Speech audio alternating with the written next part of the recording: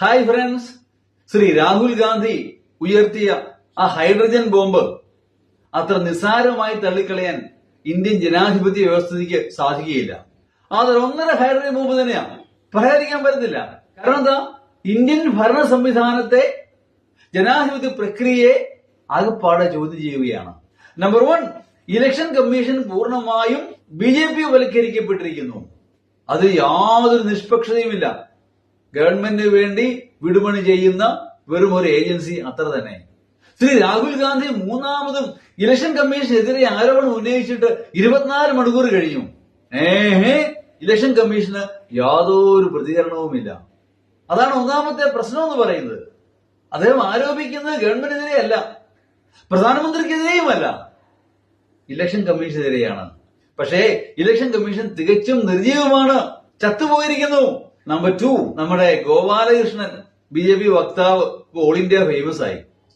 അദ്ദേഹം പറഞ്ഞു, കാശ്മീരിൽ നിന്ന് വേണമെങ്കിൽ ഞങ്ങൾ ആൾക്കാരെ കൊണ്ട് കേരളത്തിൽ താമസിപ്പിക്കും, അങ്ങനെ വോട്ട് ചെയ്യുകയും ചെയ്യിപ്പിക്കും. അദ്ദേഹം അത്ര ഉദ്ദേശവും സംശയമാണ്. എങ്കിൽ പോലും ആ വീഡിയോ കൃത്രിമമായിട്ട് AI ഉപയോഗിച്ച് ഉണ്ടാക്കിയതാണെന്നാണ് കേന്ദ്രമന്ത്രി കിരൺ റിജിജു പറയുന്നത്. അത് ഗോപാലകൃഷ്ണൻ നിഷേധിക്കുകയില്ല, അദ്ദേഹം പറഞ്ഞത് തന്നെയാണ്. എന്ന് പറഞ്ഞാൽ ഏത് വിധേനയും ഞങ്ങൾ അധികാരം പിടിച്ചെടുക്കും. അങ്ങനെ അധികാരം പിടിച്ചെടുത്തുകൊണ്ടിരിക്കുകയാണ്. ഹരിയാനയിൽ പിടിച്ചെടുത്തു. 20 ലക്ഷത്തിലേറെ വോട്ടുകളാണ് അടിച്ചു മാറ്റിയത്. പല മണ്ഡലങ്ങളിലും കോൺഗ്രസ് സ്ഥാനാർത്ഥികൾ തോറ്റത് 100, 500, 1000 ഒക്കെ വോട്ടിനാണ്. അപ്പോൾ പിന്നെ ഇതിന്റെ പ്രസക്തി 100% പ്രസക്തമാണ്. ഇതാ ബീഹാർ ഇന്നലെ ഇലക്ഷനിലേക്ക് പോയിരിക്കുന്നു. അവിടെ എങ്ങനെയാകുമെന്നുള്ളത് കണ്ടു തന്നെ അറിയേണ്ടിയിരിക്കുന്നു. ഇതൊക്കെയാണ് ഇതിന്റെ ഭരണഫലം എന്ന് പറയുന്നത്. പല സംസ്ഥാനങ്ങളിലും സംഘടിതമായി BJP വോട്ടുകൾ കൂട്ടിച്ചേർക്കുകയോ വെട്ടിമാറ്റുകയോ ചെയ്യുന്നു. അങ്ങനെ സംഘടിതമായ ഗൂഢമായ ശ്രമം നടക്കുന്നുണ്ട് ഇന്ത്യൻ ജനാധിപത്യത്തെ അട്ടിമറിക്കുവാനായി. ഇതിലെല്ലാം ഉപരി നമ്മൾ നോക്കിക്കാണേണ്ട വേറൊരു കാര്യമുണ്ട്. ഇത്രയും നാളായിട്ടും കോൺഗ്രസ് പാർട്ടിയോ രാഹുൽ ഗാന്ധിയോ കോടതിയെ സമീപിച്ചിട്ടില്ല. കോടതിയിൽ വിശ്വാസത്തിനായിട്ടല്ല, ഈ പദ്ധതി തന്നെ അട്ടിമറിക്കപ്പെടും. കാരണം പല ജഡ്ജിമാരും ഗവൺമെന്റ് നോമിനികളാണ്. അവര് പരിഗണനയ്ക്ക് എടുക്കും, അതിങ്ങനെ നീണ്ടു പോകും. Justice delayed is justice denied.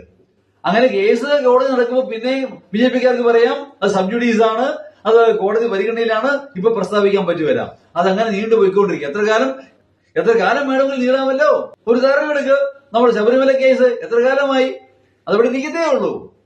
BJP മനസ്സ് വയ്ക്കാത്തിടത്തോളം കാലം, ഗവൺമെന്റ് അനുകൂല മനോഭാവം സ്വീകരിക്കാത്തിടത്തോളം കാലം അത് കോൾഡ് സ്റ്റോറിയിൽ തന്നെ. എന്ന് പറയുന്ന പോലെ ഒരിക്കൽ കോടതിയിൽ പോയാൽ അതിങ്ങനെ അപങ്കുലം നീണ്ടുകൊണ്ടേയിരിക്കും. ഇതെല്ലാം കൂട്ടി വായിക്കുമ്പോ something is rotten in Denmark, എന്തോ എവിടെയോ ചെയ്യുന്നതാണെന്നു ഞാൻ സംശയിക്കുന്നു. ജാഗ്രതയെ. Thank U.